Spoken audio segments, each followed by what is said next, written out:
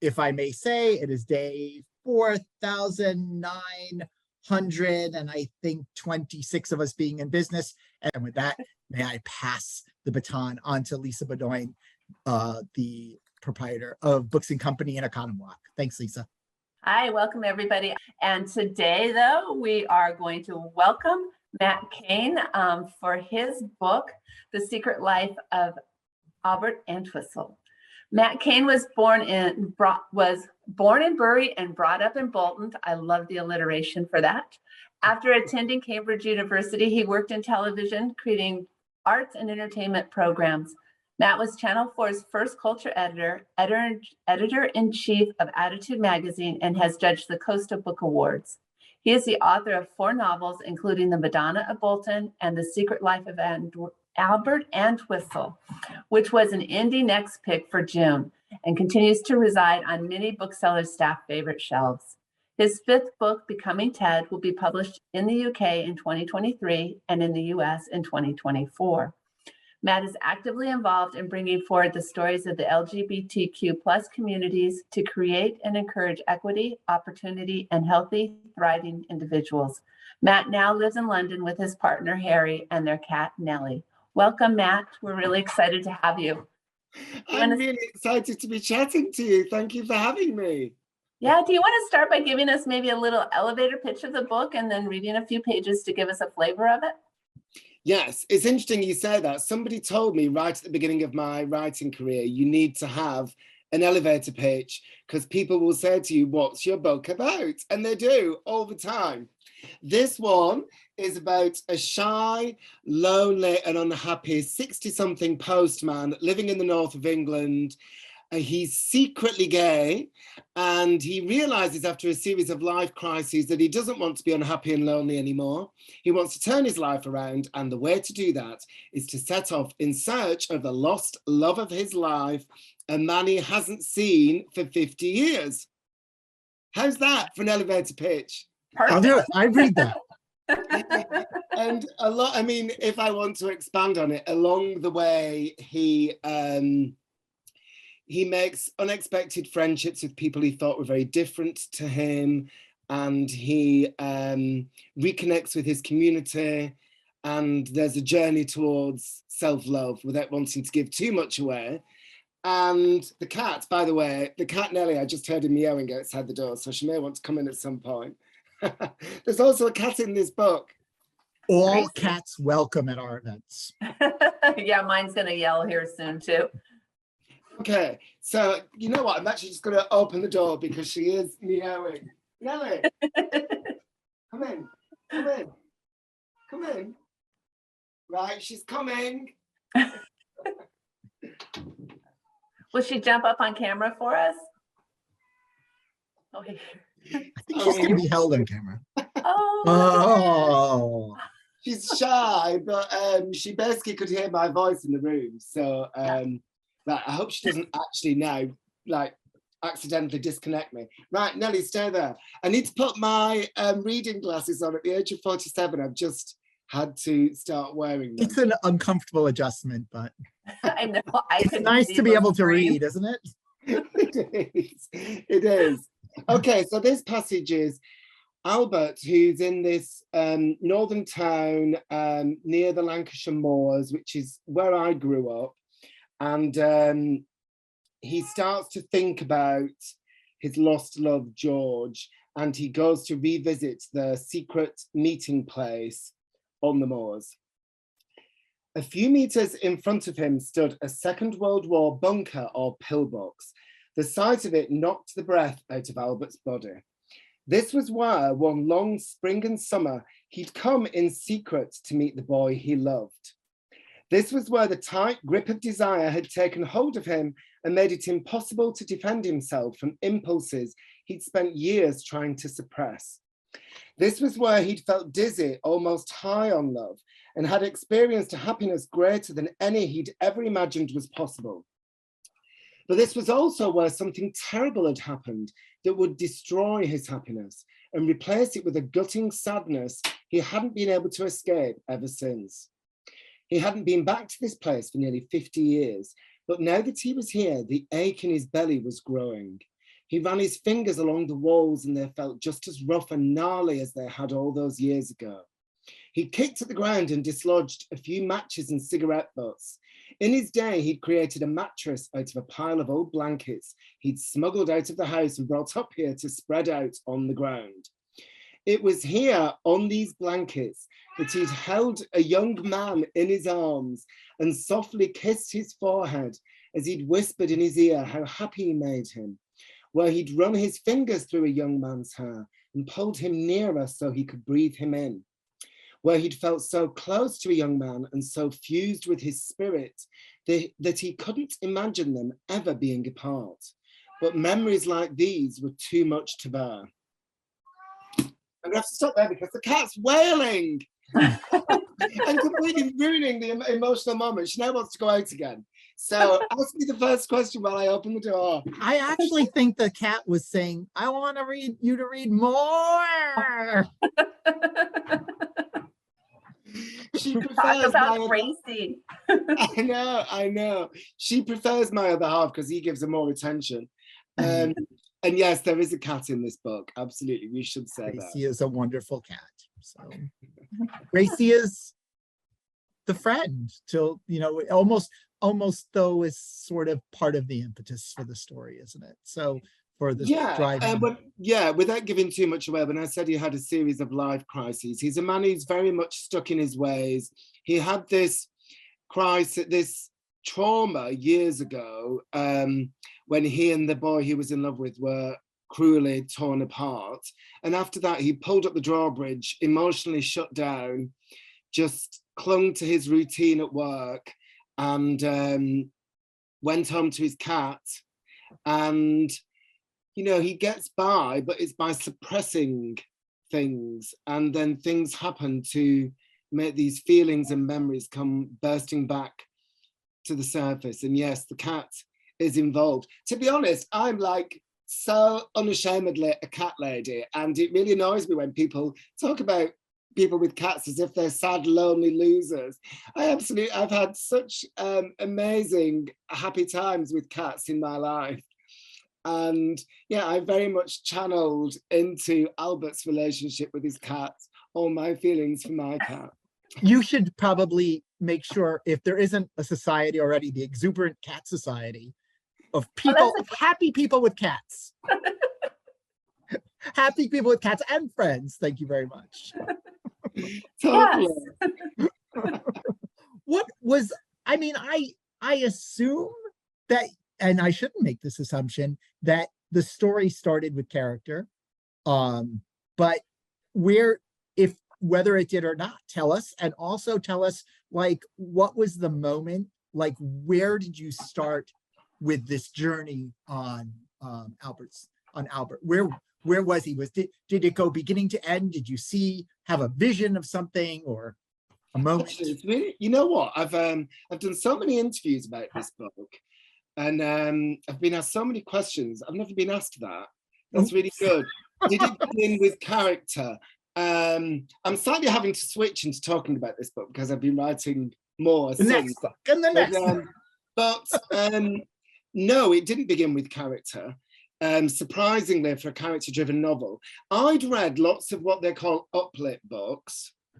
Eleanor Oliphant is Completely Fine, the Joanna Cannon books, Claire Pooley, The Authenticity Project, those kind of Mike Gale, All the Lonely People, and I can see both smiling. You like those books? Yeah, we did an event for All the Lonely People, and we were just talking about the Joanna Cole and whether we should try to chase that. So, Yeah. Well, anyway, go on. I noticed that all these books in this emerging genre uplit, it was always about somebody in the present who was unhappy, who had a past trauma that they wanted to, that they needed to go back and revisit and fix in order to be happier.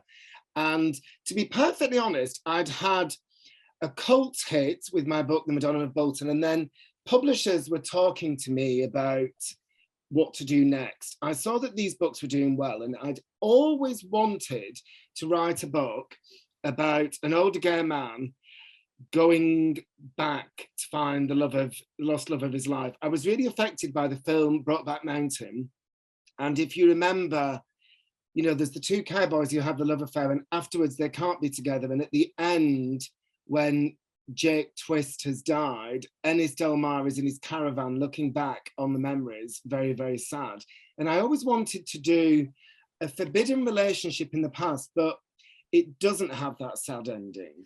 Mhm. And when all these books were doing well, and I was reading them all and loving them, these characters who were unhappy going back and solving, confronting unresolved traumas, something just happened. The click went in my brain, and I thought, you know, it would be harder to find a group of people, a minority community that was so disapproved of 50 years ago, that is now more widely celebrated, and people really want to prove how liberal and tolerant they are and parade their gay friends around and this, that, and the other. And I just thought it was really interesting contrast to make and parallels to explore. And I've always been interested in queer history, and we had, when I used to be the editor-in-chief of Attitude magazine, which is the big gay magazine here, like Out or The Advocate. And in 2017, when I was editor, we had the 50th anniversary of decriminalisation here. And we interviewed a lot of elderly gay men about their experiences, whether that was being arrested, being thrown into prison, being fired from their jobs, rejected by their families, given electric shock treatment, you know, all of these, chemical castration. And this was what had been in my mind, wanting to celebrate how far we'd come, make readers feel good about the part they've played in helping make the world a better place, but not forgetting the horrors of the past. It's so interesting that you say that, because I feel like this book serves that purpose, but it also serves another purpose, because I feel like the younger generation, and I've actually had this conversation with two other older gay men within the last couple of weeks, that one of who is an author who's writing a biography of Larry Kramer, who is the big activist in the United States, and he's been writing it for years. He's he's a wonderful writer, and we were talking about how young people don't seem to be completely oblivious that there was ever any oppression of I know. of white gay men. So we had this thing, Daniel. We had there was a TV series called It's a Sin by Russell T Davies, who created Queer as Folk, that aired not January this year, the year before, right in the middle of COVID. So there were parallels with epidemics, pandemics. And it was the highest rated show on Channel 4 for drama ever, I think, or for decades. And for a long time, it was a huge hit. And it was about gay men living through the early years of the AIDS crisis. And it was brilliant. It deservedly won every award. But I was struck by how many people were saying, I had no idea any of that happened, including not just young people, but people of our age who weren't gay and just didn't think it affected them. And there wasn't wide reporting in the same way as there is now. And I was like, how could people have no idea they were there? This was such a big thing to happen, you know? Yeah. I mean, it was just, when I was first coming out, it was, it wasn't unusual for bars to be raided. And, I came out very young, and, my parents were petrified for me, and, don't tell anybody. And, I went years like that. So. Yeah, it's interesting, isn't it? I came out young again, but it was in the early 90s. And it was kind of just when things were starting to open up, and I remember going out. So Manchester's got a big gay village, as you know. We heard from the book. Yeah, and anybody who's seen Queer as Folk will know that. But when I started going to gay bars in Manchester, which was just 20 minutes on a train from Bolton when I was in my late teens, the bar that I used to love was called Manto. That was the first gay bar I went in. And it was famously the first gay bar in the UK to have glass windows. And I didn't understand what that meant. I was like, what do you mean? And every other gay bar before, I had to have the windows blacked out because being seen in them was so shameful and could get you into so much trouble that, you know, the one in the States, I think, this is its claim to fame, is Twin Peaks in San Francisco. I don't know if you've been there, Daniel. Clearly I have. Yeah. Well, I will tell you, I do know the first gay bar in Milwaukee to have glass windows. And you were talking about Queer as Folk. And of course, I watched the Pittsburgh version of Queer as Folk. And there's a wonderful book called Punch Me Up to the Gods, which is a memoir by a Black gay man in Pittsburgh. And he has a whole essay on the first gay bar to have windows in Pittsburgh. I mean, this was a big deal in every city. And Punch Me Up. I'm writing it down on my list of recommendations. Punch Me Up to the Gods. It's won the Kirkus Prize. It's won one of the LGBTQ prizes. It is like a cross between. It's got a little Augustin Burroughs in it. He have this triple kind of whammy of dealing with racism, dealing with homophobia, and also confronting his own addictions. And he is such a good storyteller, and he's also very funny, but it's also a really serious book as well. So great. We want to talk about your book, which is also great. We also want Lisa to ask questions, because I probably should have said, let's go on, Lisa. Go on, Lisa. Because this is all such interesting history, and I didn't even think about the glass window, which is something that surprises me, because I have not been oblivious to. She is not an oblivious person at all. So yeah, but that's an interesting piece of, those little tiny details can really hammer home how big and repressive something is. Totally, but absolutely. But can I just say something to you, Lisa, that one thing I really wanted to do with this book, I wanted it to be authentically gay and true to our community and do it justice. But at the same time, I really wanted it to resonate with female readers. And that's mainly because, I was saying I wanted people to feel good about the part they've played in changing the world and making it better and so much more tolerant. And when I was growing up, it was always the girls who stuck up for me in the playground. It was always the strong, sassy female friends who basically saved my life and were there all the way through. And I thought, I want to write a gay-themed book that is for them and will make them feel proud of themselves in their status as allies. Yeah. Well, I have to say, go on. No, finish. No, I was just going to say the thing is, like, we're focusing so much on Albert, but this is such a multi-character book, and Nicole obviously is she didn't get her name in the title, but she's a very, very important part of the book, his neighbor. But from the workmates to his neighbors, you bring so many people of all different kinds to life. It definitely fills in classic uplit this idea of found family. And so, yes, Albert is searching for love, but he also, to me, the joy of the book is the family, the greater family that Albert makes. And you did a wonderful job with that. Thank you. And most of them are women. And, most of them are women. And it was my way of paying tribute. And also, I had a real struggle with my writing journey at the beginning. I was doing well in these media jobs, but I couldn't get books published. And publishers, this is 15 years ago, so this is a long time ago now, and they may have had a point, but they kept saying, if you have gay central characters, mainstream readers, women readers will not care and will not engage. And I thought, that is wrong, because I've got so many women in my life, and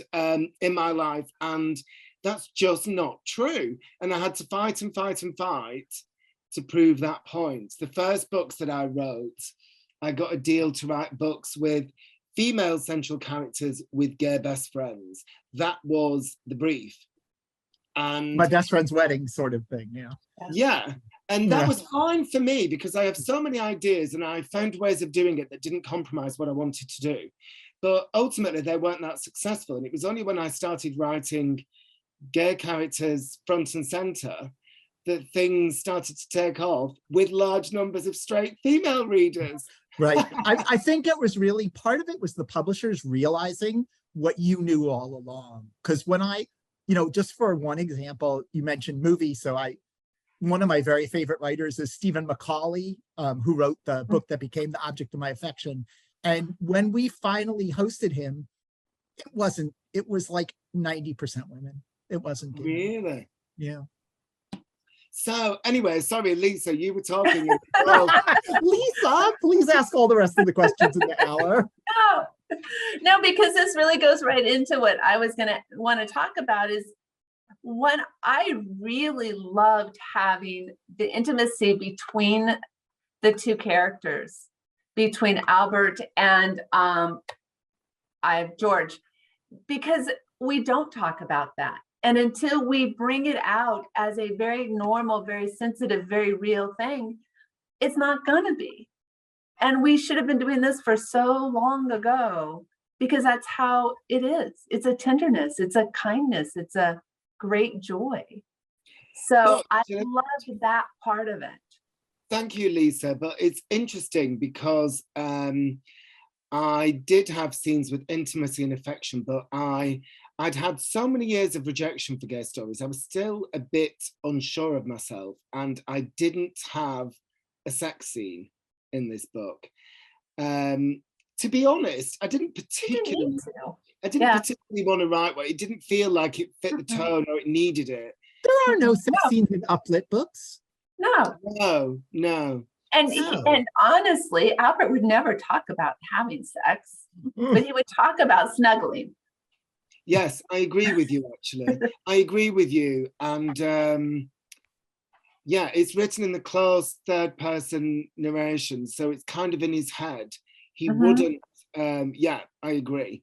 I've just justified it to myself. Thank you. Well, no, and it just made it very real and doable, which then gave people a place to get comfortable, which also the other part I felt was great about the book is you sort of modeled the language that should exist between friends and between coworkers in being kind and being healthy, and that language that we need for ourselves to be forgiving. And it was this is a book that you could just hand to people and say, I know you feel this way, but why don't you read this and we'll talk about it in the end, and we'll see how you feel about it afterwards. Oh, it's lovely for me to just sit here and hear nice things. Just compliment me for an hour. Is that okay? You must have done that very deliberately, and it didn't just come straight flowing out of your mouth. Yeah, I do like books that celebrate human connection, kindness. I do, absolutely. And but what I did want it to have this bite and this edge, which is where the history comes in. And it's political in the sense of wanting to help change people's attitudes, I suppose. But that comes in not by stealth, but very gently it comes in. Somebody, I can always tell if a friend or somebody says to me, "Oh, I'm reading your book," I can always tell how far into it they are. If they say something like, "Oh, it's so sweet and gentle," and I think, well, you've obviously not got to the point where he's in the public toilets yet. You've obviously not got to some of the hard-hitting flashbacks. When people say things like, "Oh, it's so sweet and cuddly," it is sweet and cuddly. I have to say that it is framed by a sweet story. So much of the stuff that's tough comes in the past, and and goes along with your vision of how trying to show how things have gotten better in a lot of ways. But it's born out of a tough situation, and I think that that's what you're modeling, is that we can move into and through those tough situations to become healthy with each other. Yes, and actually, you know what? People have said to me, "Why do you think your book connects with straight readers?" And just something you said then, Lisa, reminded me. I've got this theory that some straight readers like reading queer books because queer people are on whatever level, in whatever situation, they're going through a hard time and obstacles, triumphing over those obstacles. They're being forced to fit into a box and finding somewhere to break out of it and be true to their authentic self. And I actually think, why should straight people have to fit into a box? Actually, reading a book about a queer person who just by definition, that word means they don't fit, they are queer, they are misfitting. I actually think that can free, whether it's a straight woman or a straight man who's been told this is how women behave, this is what men do, this is what a woman should do, to not be threatening to her man or not make him feel insecure or not overachieve.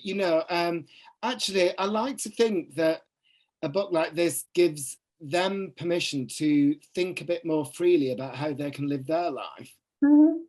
Mm-hmm. And that plays out in some of your secondary characters when Albert comes out to them, someone like Jack can say, well, I'm actually a little, this is, here are things that I didn't talk to you about before. And that seems to play out under a number of the characters that gives them the freedom to be their authentic selves. Can I just say how wonderful it is to talk to two people who know the book so well and have thought about it. And it's so amazing, isn't it, that I'm sitting here in North London and you two are in Milwaukee and just outside Milwaukee. Do you think it's amazing? And I'm thinking, how many interviews did this guy do where the people didn't read the book? No, they always do actually, but often they trot out standard questions. And they never ask about secondary, well, they very rarely ask about secondary characters. And I just think, obviously the technology thing is amazing that we're on other sides of the world, but that people who've led different lives, presumably, and are from different backgrounds, are finding things to connect with in the same book and having a connection, having a conversation that draws us together on the other side of the world about a book. It's kind of amazing, isn't it? The wonders of technology. Well, and just the commonality of readers. I can't imagine turning a book away because there was a main character who was gay. That just would never have existed in my reading life. Well, funnily enough, Lisa, one of the things I've always loved about reading is that you can get inside the head of characters who are very different to you, whether from a different country, a different sex, different gender, different ethnicity, whatever.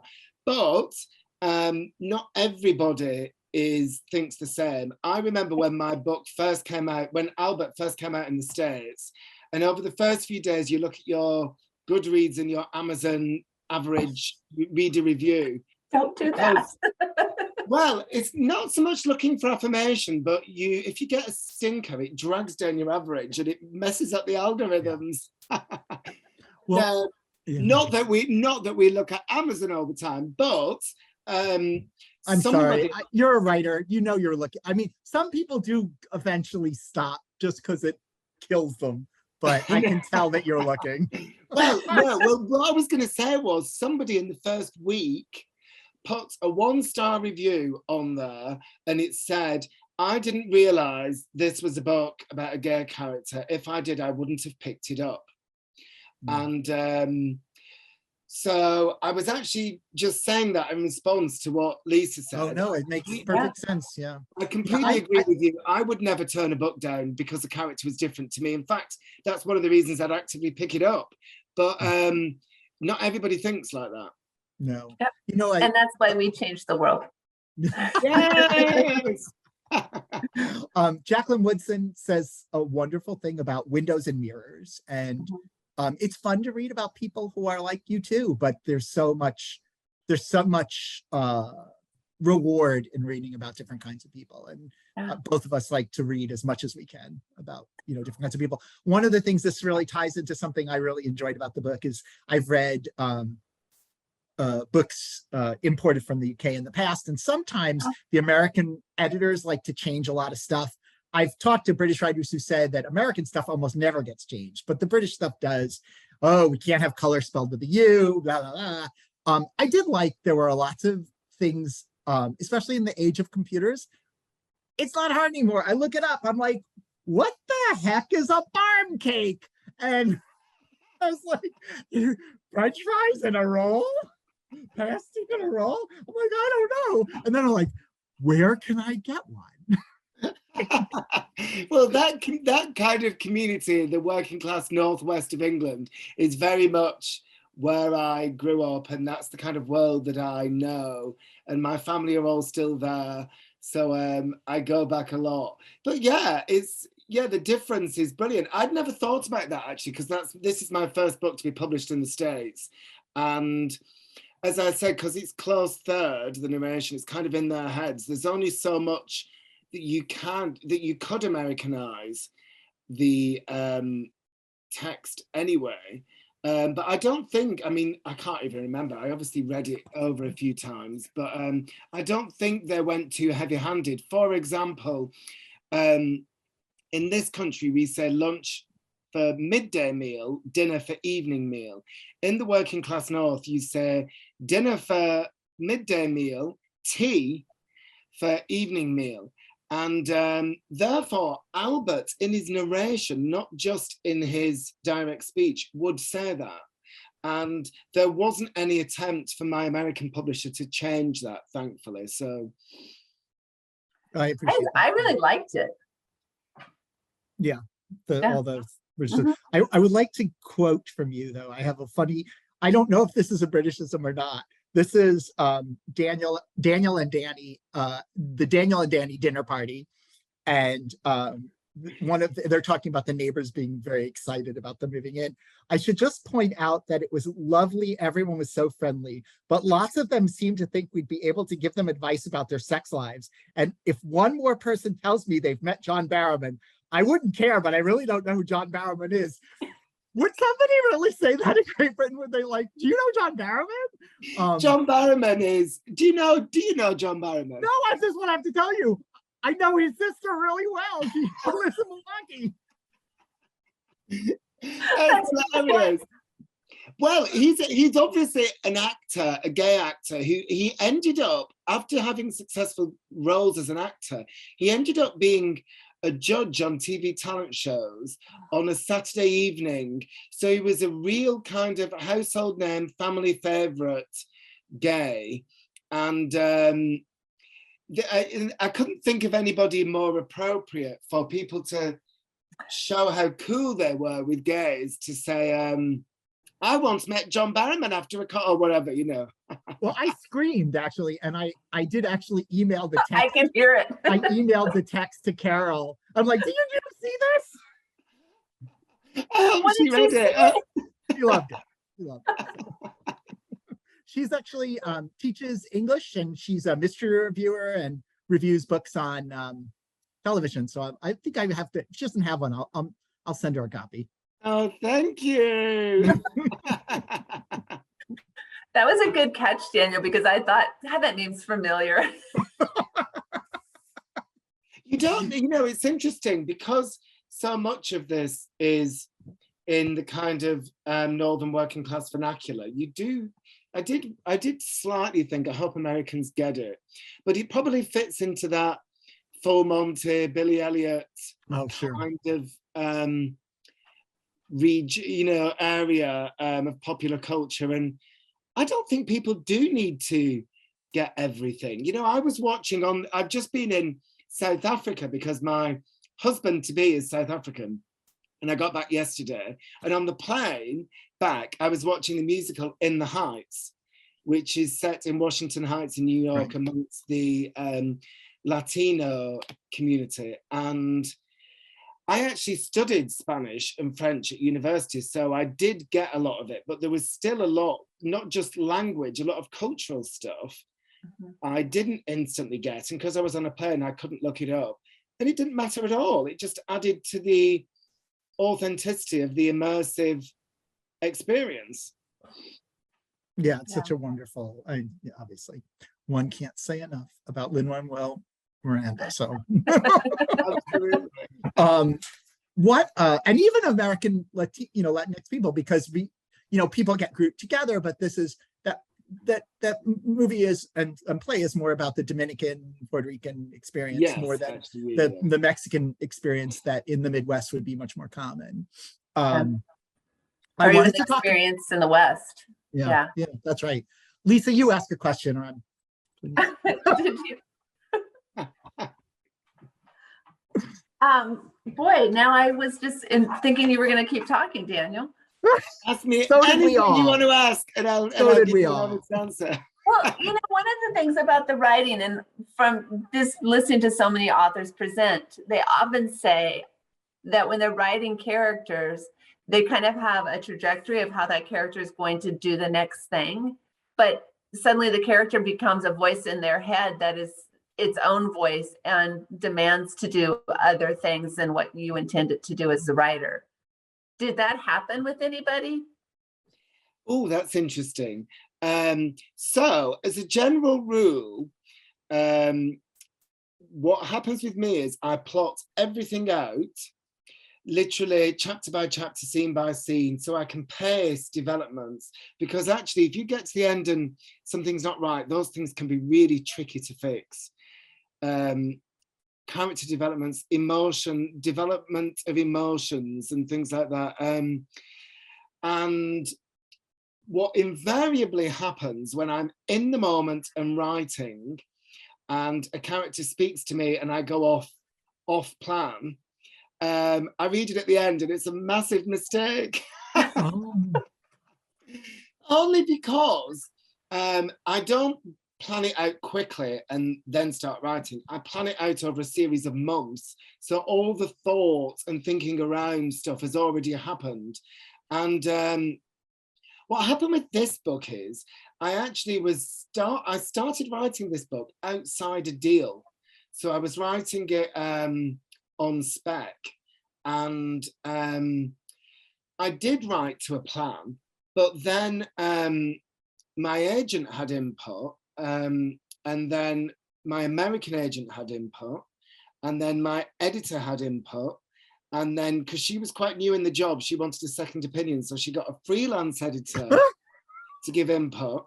And what ended up happening was it changed quite a bit from what I would have planned. And I did then have to fix, his emotions were going too quick. And I did have to go through and fix those developments, like you were saying. It was a really fiddly one, actually, to write this one. Yeah, I would love to hear something that doesn't give away too much of the plot. What is in spec or on spec? I think it means you didn't get an advance for it, right? Yes, You didn't have the advance. I didn't have a publisher when I started writing it. Actually, somebody asked me a really good question right at the beginning that I must come back to at some point. We're definitely gonna ask it for you. So don't worry. No, he asked me a really good question and I don't know where he's gone. Anyway, it'll come back. It'll come back. Yeah, and I much prefer when you've got making structural changes is really hard, because when you've got 120,000 words, the knock-on effect, I think this is 115 actually, the knock-on effect that you have to unpick is so difficult. And if you're writing when you've already got a deal, I literally give my editor a scene-by-scene synopsis. This is what happens here, and then we make the structural changes before I write it, and then I write it, and it's just like a total joy to write. Wow. So can you give us one change that doesn't really give the book away, like something that some people here have clearly read the book, so it will excite them without ruining it for everybody else. It will surprise you to know, possibly, that none of the flashbacks were in the first draft. Oh, wow. And that's because basically my writing journey, I honestly was so battered by so many years of rejection, and my confidence just had completely gone. And I thought, how am I going to write period? How am I going to make it authentic? So I had him reminiscing about all those things, but they weren't in such detail. It was paraphrased, snatches of memory. And they're much more, I mean, it's almost like dual time frame in some respects, right? Because there's so much. So it was there, but somebody early on said the relationship doesn't really come alive unless you have. You made it much more immediate. Yeah, and it was basically somebody, I can't remember if it was my agent or my editor, somebody said that. But also at the same time, I realized all the things I was worried about was descriptions and social context and what rooms would look like and this, that, and the other. And when I realized that any gay relationship would not have been able to take place in the midst of society, it would have had to be in some secret place, detached from everybody where nobody could see. At that point, I felt confident to go for it with the flashbacks, and I did. And then the other thing I was going to tell you, for people who have read the book, the older character, Edith, who's named after my great-grandma, Edith Graham, who died when I was 18, she sends his journey in one particular direction. And I think it was my agent said to me, it's a bit too neat, you need another link. So the whole chapter that happens in Blackpool, when he goes to Blackpool to pursue a lead in his search for George, was the last thing I wrote. That went in like in one of the final drafts. But I'm glad. I mean, it's difficult because when you have had lots of rejection and when you are sensitive, I mean, you can only write about emotions if you are sensitive in the first place. And then if you have a hard time, it makes you even more sensitive. And sometimes people give you feedback. Sometimes it's crap and you have to fight against it for the good of your book. I've had people tell me to make characters straight before, but there's other times when it's brilliant feedback and totally changes what you've written. And sometimes it's brilliant, but in the moment of hearing it, it's quite hard to hear. But actually I don't think it was hard to hear in that case, but my work in general has been massively, it's been to its benefit to have all the outside. Yeah. I always tell new writers that you have to decide what is compromisable and what is not. And you have to understand, you almost have to be aware that some things are going to have to compromise in an early work, and just get yourself ready for that. Like if you want to be published. Totally. Oh, I'm trying to find that. Oh, here we are. Dan Sturt sent a question and it was really good and I don't know how to find it. Oh, well, here we are. I've got it. Okay. I'm so rubbish with technology. He actually sent it just to me, I think. No, it's the one about, have you known any Alberts in your life? Oh yeah, sorry. I'm not trying to do your job. No, you can. You finish it. You read it. Actually, now that I've just said, let me answer that question. I'm not sure. Have I known any Alberts in my life? Well, very much when I was working at Attitude magazine, the 50th anniversary of decriminalisation, all these older men I interviewed with their stories. I've always been fascinated by older gay people. You know, we can, as a culture, often be dismissive of age. I've always been very close to my grandparents. I've still got one, and she's 100 years old, and she's called Irene. So that's why the little girl is named after her in the book. Mm-hmm. And the thing about I've always been close to my grandparents. I've always been fascinated and moved by the connection between older and younger people, grandparents, grandchildren. And I've always been conscious that we as queer people are one of the few minority communities where you don't have at least one parent from the same minority group. Right. If you're Black, if you're Jewish, if you're, most things, usually at least one parent is, unless you're disabled or queer. And we often don't have a sense of our identity handed down by our elders.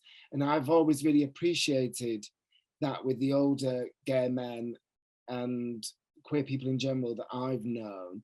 So there hasn't necessarily been a real life Albert in a way, but there have been lots of people that I've met, interviewed, and while I started writing this book, and then during the course of the first draft, met my man, who I'm now going to be getting married to, and he's 2 years older than me, so he's 49. He came out at the age of 44, just before he met me, or 45, and he had his own story of obstacles to overcome and struggles, and he, to a certain extent, I mean, it's his story to tell, not mine, but he, to a certain extent, pulled up the drawbridge emotionally. So I was about 3/4 of the way through the first draft of Albert when I met him, but getting to know him and emotionally connect with him added a layer of depth to subsequent drafts of the book. Okay. It's a very long-winded answer to the question from Dan. I hope Dan's still actually on. It's stayed on. We haven't lost anybody. Oh. We have another question from Genevieve. I loved seeing a love story between two men of a certain age. Can you talk about writing a romance of characters who have a little more life experience? To be honest, I'm not really that interested in young people.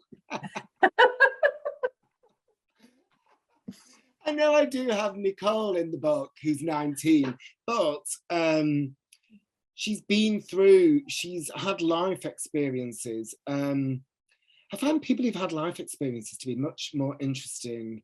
And yeah, it is a love story between two old men, but actually when the love scenes between them are when they're teenagers. So you don't get, well, actually I can't say anything, but yeah, so it wasn't difficult, even though I'm not that age. My mum and dad, when I was writing it, weren't far off that age. And things like dialogue, I used to run past my dad, actually. And, would teenagers have spoken like this in those days? And he was very helpful with that. But yeah, I mean, they're underrepresented, aren't they? Older people in love are underrepresented. It's our job as writers to do something about that. There seems to be so many more coming out now too, which is nice, where there's older characters that are the center of the story, and not just, and across the board.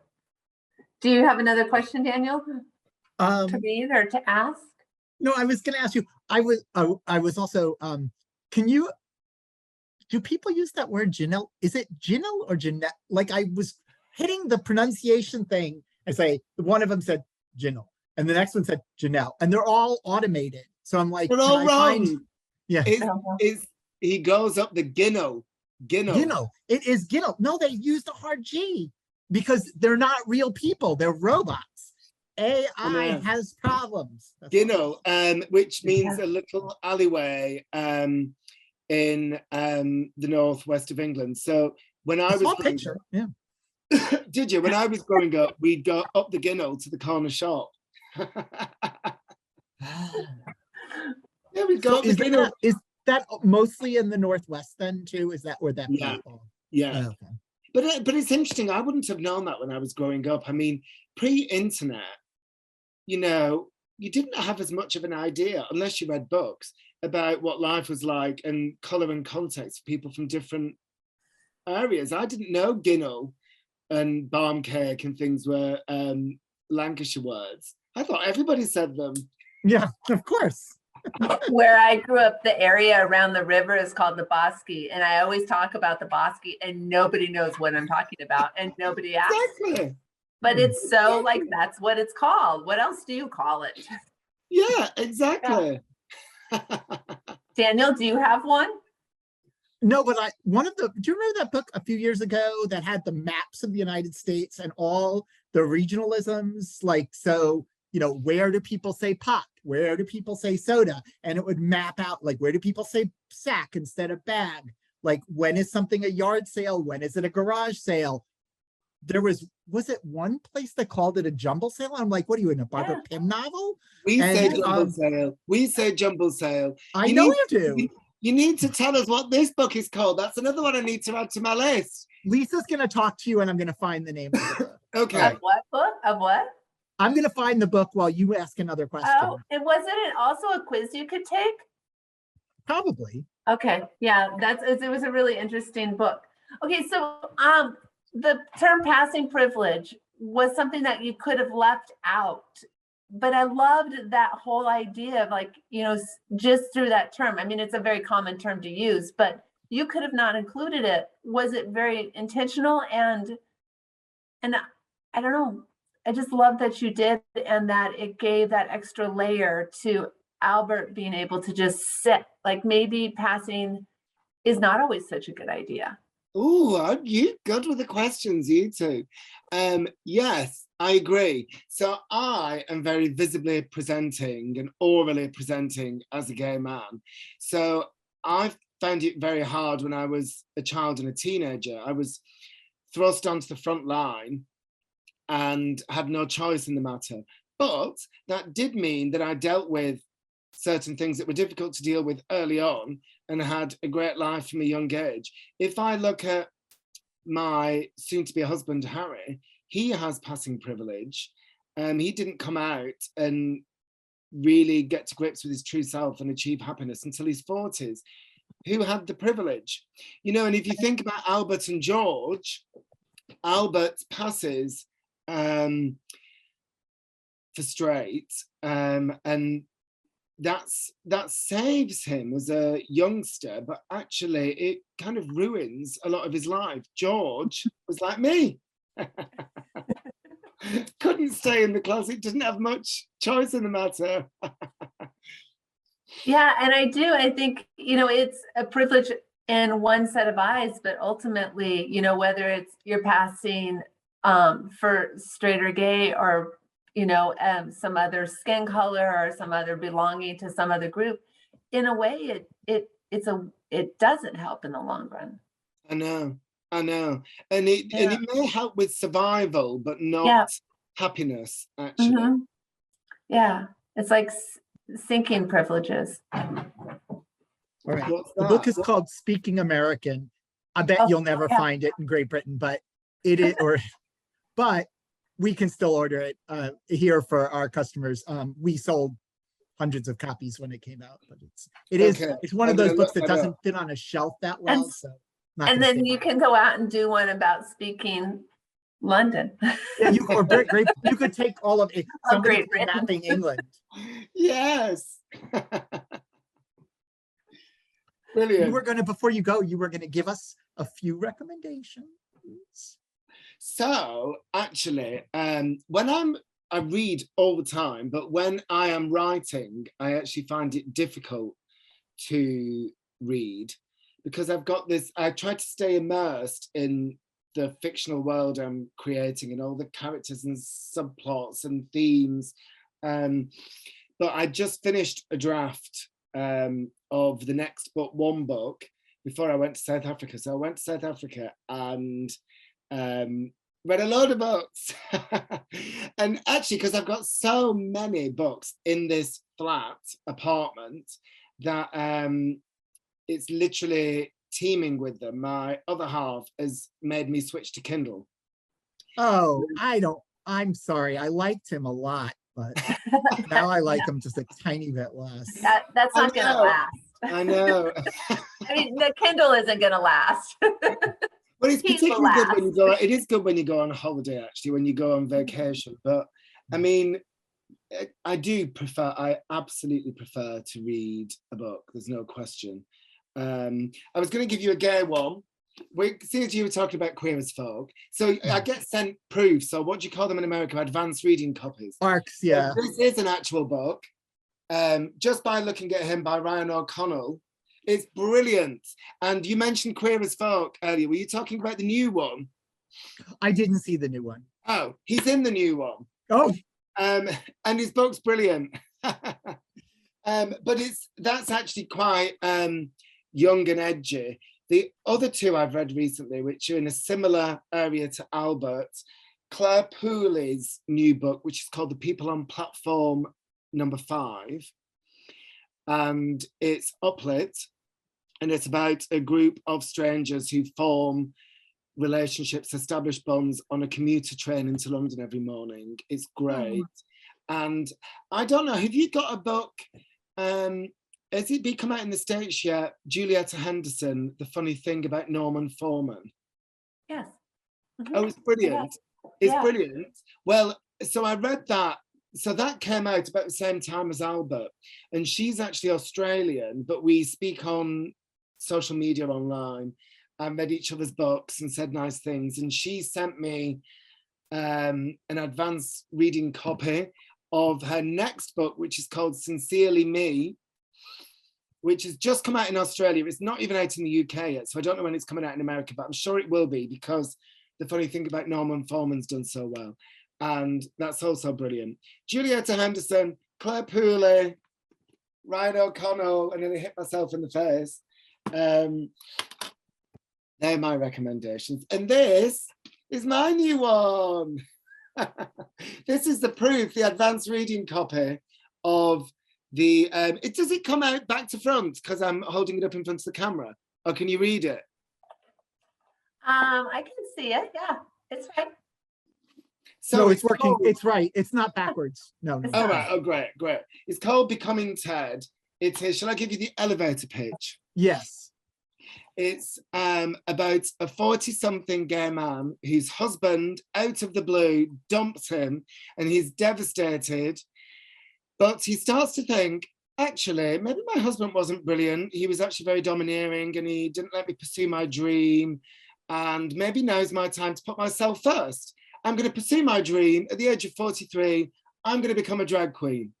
And that's what my new book is about. Whoa! Yeah, that'll be fun to read. I hope you think so. It comes out, so it's coming out here on the 19th of January. And we've done the deal with Kensington, but I don't think it's coming out in America till early 2024. Wow. Okay. I know. Well, Americans just have to wait a year. I You know, think- it's fitting, isn't it? Well, they do have to mail the pages by boat or something. I'm like, why does it have to be so long? I don't understand. But actually, can I just say, to whet your appetite, this is the printout of the one after. So now that I'm on Matt a Cain. roll, now that I'm on a roll, hopefully we'll get into a pattern. Well, we are all the better for it, that you are so Yes. prolific. Yeah. Well, thank you very much. I am all the better for this conversation.